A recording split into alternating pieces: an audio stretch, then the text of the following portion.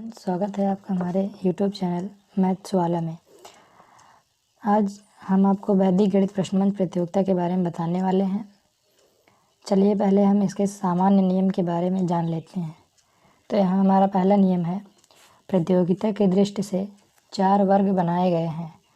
जैसे शिशु वर्ग मतलब जैसे कक्षा 4 और 5 के बच्चों के लिए, बाल वर्ग 6, 7, 8 के लिए, किशोर वर्ग 9 एवं 10 के लिए और तरुण वर्ग कक्षा 11 एवं 12 के लिए।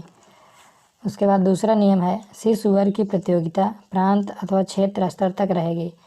इसका मतलब कि छोटे बच्चों को उसके आगे नहीं जाना है, उन्हें प्रांत और क्षेत्र स्तर तक प्रतियोगिता हो करके वापस आ जाना है। बाल वर्ग, किशोर वर्ग एवं तरुण वर्ग का प्रश्न मंच, पत्रवाचन, प्रदर्श एवं गणित प्रयोग की प्रतियोगिताएं अखिल भारतीय स्तर तक संपन्न होंगी, अर्थात उन्हें ऑल इंडिया लेवल पर प्रतियोगिता करने जाना होगा। एक प्रतियोगिता का प्रतिभागी दूसरी प्रतियोगिता में सम्मिलित नहीं हो सकता, मतलब कि एक ही स्टूडेंट कई प्रतियोगिताओं में भाग नहीं ले सकता है। प्रश्नमंच प्रतियोगिता के दल में प्रतिभागियों की संख्या 3 होगी। किसी कारण 3 से कम हो तो विषय प्रमुख से अनुमति लेनी होगी। जितनी भी प्रश्नमंच की प्रतियोगिताएं होती हैं, जैसे विज्ञान प्रश्नमंच, गणित प्रश्नमंच, इन सभी में जो प्रतिभागियों की संख्या होती है वो 3 लोग होते हैं। और उसके बाद 5वां नियम है, मुख्य चक्र में कुल 10 प्रश्न होंगे। कुल 10 चक्र चलते हैं एक एक प्रश्न के, और मुख्य चक्र में निर्णय अगर नहीं होता है तो अगर उसके बाद 3 प्रश्नों का एक अतिरिक्त चक्र होता है। इसके बाद भी निर्णय न होने पर मौखिक चक्र में 5 सेकंड तथा लिखित चक्र में 10 सेकंड कम से कम एक प्रश्न का अतिरिक्त चक्र संपूर्ण पाठ्यक्रम में से निर्णय होने तक चलाया जाएगा। 5 सेकंड कम करके, जैसे 60 सेकंड का एक चक्र होता है, उसमें 5 सेकंड कम करके 55 सेकंड का हम लोगों की प्रतियोगिता होगी, और उसके बाद जो निर्णय होगा वही मान्य होगा। और 6वां नियम जो है, शिशु वर्ग में मातृभाषा के अंकों अथवा देवनागरी लिपि के अंकों 0, 1, 2, 3, 4, 5, 6, 7, 8, 9 का प्रयोग नहीं किया जाता है, अपेक्षित है। 7वां नियम है, बाल, किशोर एवं तरुण वर्ग हेतु हिंदी अरेबिक अंकों 0, 1, 2, 3, 4, 5, 6, 7, 8, 9 का प्रयोग किया जाएगा।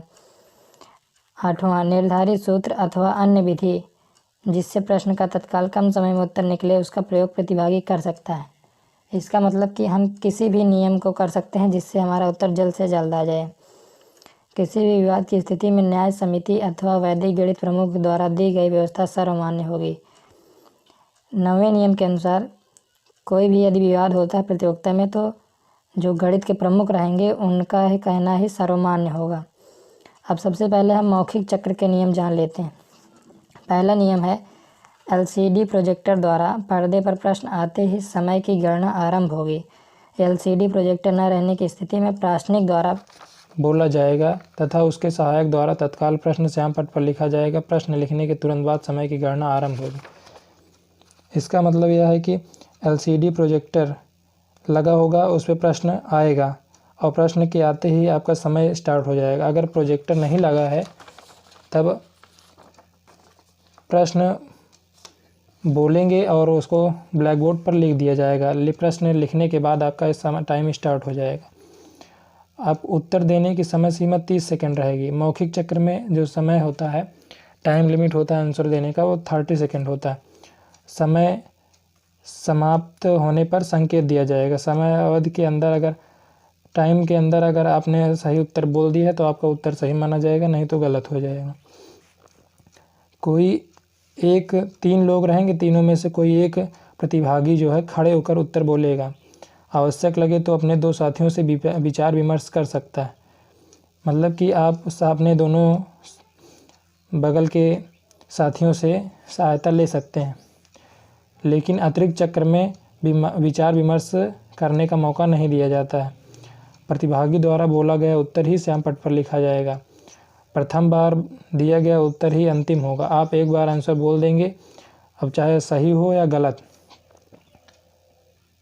समय सीमा के अंदर भी उत्तर बदलने की अनुमति नहीं होती है।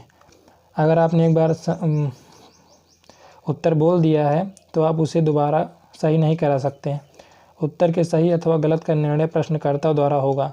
उत्तर सही है या गलत, ये जो प्रश्न करेंगे वही बताएंगे। गणितज्ञों से संबंधित प्रश्न केवल बोला जाएगा या स्क्रीन पर दिखाया जाएगा, श्याम पट्ट पर लिखा नहीं जाएगा।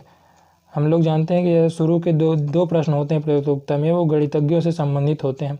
उसका उत्तर हमें बोलना होता है एक शब्द में, तो उसे श्याम पट्ट पर यानी ब्लैक बोर्ड पर लिखा नहीं जाता है। हमें उत्तर बोलने से पहले ये बताना पड़ेगा कि उत्तर बाएं अथवा दाएं किधर से देना है।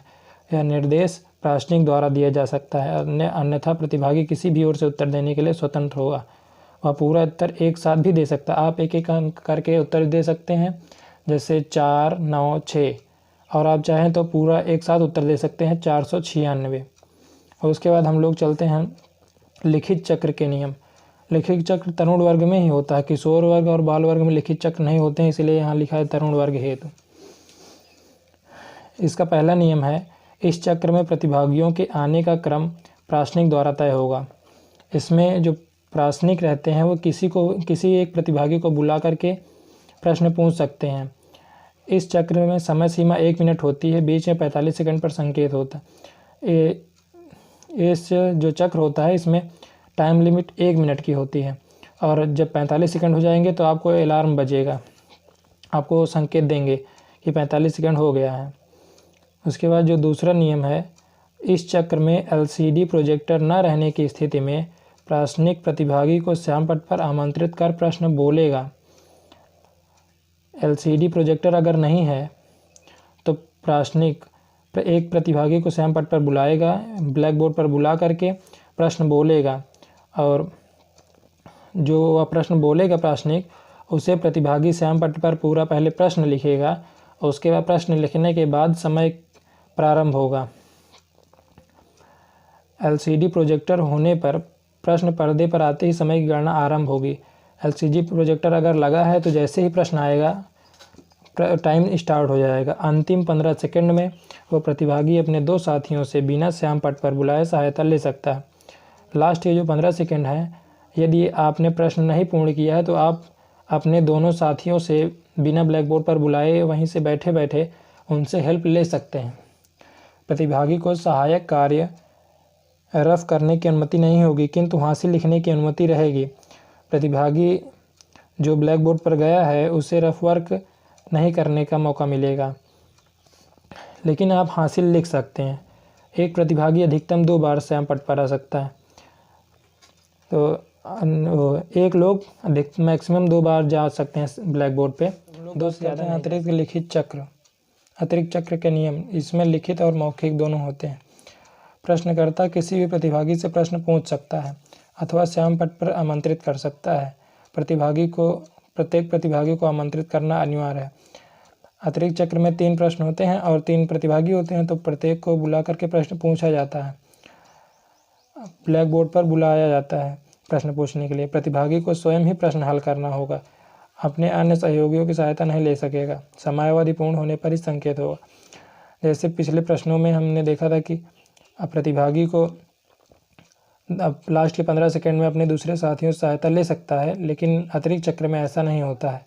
उसमें आपको दूसरे साथियों से सहायता नहीं लेने दी जाती है। तीसरा नियम है, तीनों प्रश्नों के अतिरिक्त मौखिक चक्र में समय 30 सेकंड, लिखित चक्र में समय 1 मिनट। यदि ये 3 प्रश्नों के अतिरिक्त मौखिक चक्र में समय 30 सेकंड होता है तथा लिखित चक्र में समय 1 मिनट दिया जाता है। एक प्रश्न के अतिरिक्त चक्र के मौखिक प्रश्न में समय सीमा 25 सेकंड एवं लिखित चक्र में 50 सेकंड होगी। लिखित चक्र में सभी दलों के लिए एक साथ एक ही प्रश्न पर्दे पर दिया जाएगा। प्राश्निक द्वारा निर्धारित प्रतिभागी दिए गए कागज पर निर्धारित समय सीमा 50 सेकंड में हल करेगा। जब अतिरिक्त चक्र में निर्णय नहीं होता है, उसके बाद जब सबसे अंतिम में एक प्रश्न का अतिरिक्त चक्र होता है, उसमें मौखिक चक्र यदि है तो समय सीमा 25 सेकंड और लिखित चक्र में समय 50 सेकंड समय कम कर दिया जाता है, और दोनों जितनी टीमें रहती हैं सबको एक साथ प्रश्न बोला जाता है, और जो पहले कर लेता है उसी का प्रश्न का उत्तर सही माना जाता है। कागज संकलित कर दिए गए उत्तर का निर्णय किया जाएगा। अंतिम निर्णय होने तक चक्र चलाए जाएंगे। आपका जो उत्तर आया है उसे देखकर निर्णय किया जाएगा और जब तक निर्णय नहीं हो जाता तब तक चक्र चलते रहेंगे। प्रतिभागी को सहायक कार्य रफ वर्क करने की अनुमति नहीं होगी, किंतु हासिल लिखने की अनुमति होगी। तो अभी हमने पहले ही बताया था कि प्रतिभागी रफ वर्क नहीं कर सकता लेकिन हासिल लिख सकता है। तो इतने ही नियम थे हमारे पास और ये प्रतियोगिता प्रतिवर्ष विद्या भारती के स्कूलों में कराई जाती है। इसके नियम हमने पूरे पढ़ लिए हैं। अब अगले वीडियो में हम आपको इसके प्रश्नों के बारे में बताएंगे, कैसे कैसे प्रश्न आते हैं, कौन कौन सा, इसका पूरा सिलेबस क्या है। थैंक यू दोस्तों।